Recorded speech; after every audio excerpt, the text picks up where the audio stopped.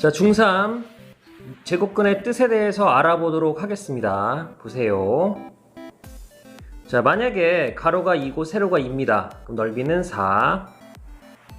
이번엔 3이고 3이면 넓이는 9가 되죠.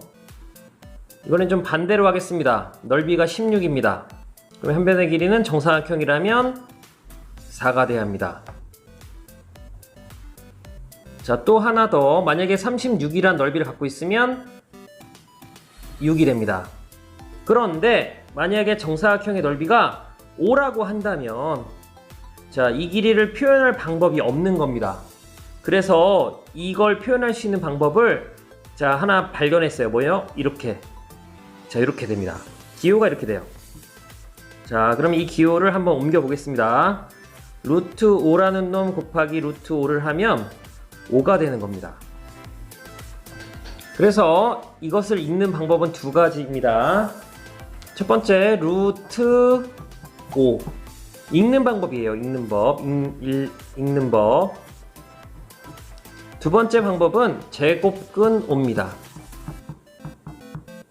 이렇게. 자, 그래서 아까 전에 도형으로 설명한 거 있죠. 넓이가 5인 정사각형이 있다.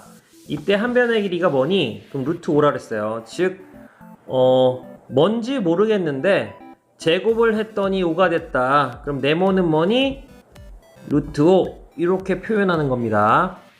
한 가지 더. 제곱을 하면 음수입니까? 양수입니까? 그래서 제곱을 하면 양수기 때문에 이건 좀 뒤에 설명하겠지만 루트 5도 플러스 루트 5도 되지만 마이너스 루트 5도 가능합니다. 그러나 도형에서의 길이는 마이너스 루트 5가 없기 때문에 이 도형 설명할 때는 플러스 루트 5를 설명한 겁니다. 그래서 다시 한번 설명을 하면 네모의 제곱이 5면 네모는 뭐니? 루트 5 이렇게 되는 거죠. 그럼 이 네모 대신에 x를 사용합니다. x제곱이 5라면 x는 뭐니? 플러스 루트 5 이렇게 됐죠. 이건 넓이에서만 이런 길이를 사용합니다. 그런데 제곱을 하면 무조건 양수기 때문에 마이너스 루트 5도 가능합니다. 자, 그러면 이제 제곱근 5와 5의 제곱근에 대해서 알아보도록 하겠습니다. 1번과 2번의 차이는 하나는 제곱근이란 단어가 앞에 있고 하나는 제곱근이란 단어가 뒤에 있는 겁니다. 둘 중에 하나는 아주 쉬운 문제고 둘 중에 하나는 좀 어려운 문제입니다. 그러면 어떤 게 쉽고 어떤 게 어려운지 꼭 기억해야 합니다. 쉬운 문제는 바로 제곱근이 앞에 있는 문제입니다. 제곱근이 앞에 있는 문제는 단순히 그냥 루트 5라고 읽는 것과 같습니다. 제곱근이 뒤에 있는 문제는 어려운 문제로 거의 플러스 마이너스 답이 두 가지가 됩니다. 어려운 문제를 한 번 더 살펴보겠습니다. 제곱근이 뒤에 있는 문제는 어려운 문제입니다. 그래서 이 어려운 문제는 기호로 쓰는 것부터 배우면 x의 제곱이 5라는 뜻입니다. 그래서 이때 x의 값은 뭐냐? 플러스 루트 5 마이너스 루트 5 이렇게 생각하면 돼요. 제곱근이 뒤에 있는 문제는 어려운 문제, 기본적으로 답이 두 개입니다. 그래서 이 기호도 꼭 기억해야 합니다. 제곱근이 뒤에 있는 문제는 플러스 루트 5 마이너스 루트 5가 되는구나. 자, 자세한 것은 문제를 보면서 파악하도록 하겠습니다. 자, 이제 문제를 좀 풀어보겠습니다. 제곱하여 16이 되는 수는 4하고 마이너스 4입니다. 자, 이건 16의 제곱근이라고 해서 제곱근이 뒤에 있는 문제입니다. 제곱근이 뒤에 있는 문제는 4하고 마이너스 4 이렇게 답이 두 개인 거예요. 이걸 기호로 바꾸면 x제곱이 16이라는 기호입니다. 그래서 x라는 값이 4하고 마4 이렇게 표현되는 거예요. 이것도 제곱근이 뒤에 있는 문제입니다. 그러면 4분의 1이니까 플러스 2분의 1 마이너스 2분의 1 이렇게 됩니다. 자, 제곱해서 이렇게 즉 0.1의 제곱근이라 했으면 이건 분수를 사용해야 합니다. 이렇게 100분의 1을 그러니까 즉 두 번 곱해서 100분의 1 만드는 수는 10분의 1 플러스 10분의 1과 마이너스 10분의 1 이렇게 두 개가 있습니다. 그래서 여기 주어진 숫자가 소수로 됐기 때문에 답도 소수로 플러스 0.1로 쓰는 게 좋습니다. 자, 밑에 문제도 살펴보도록 하겠습니다. 지금 2번 문제를 잘 보세요.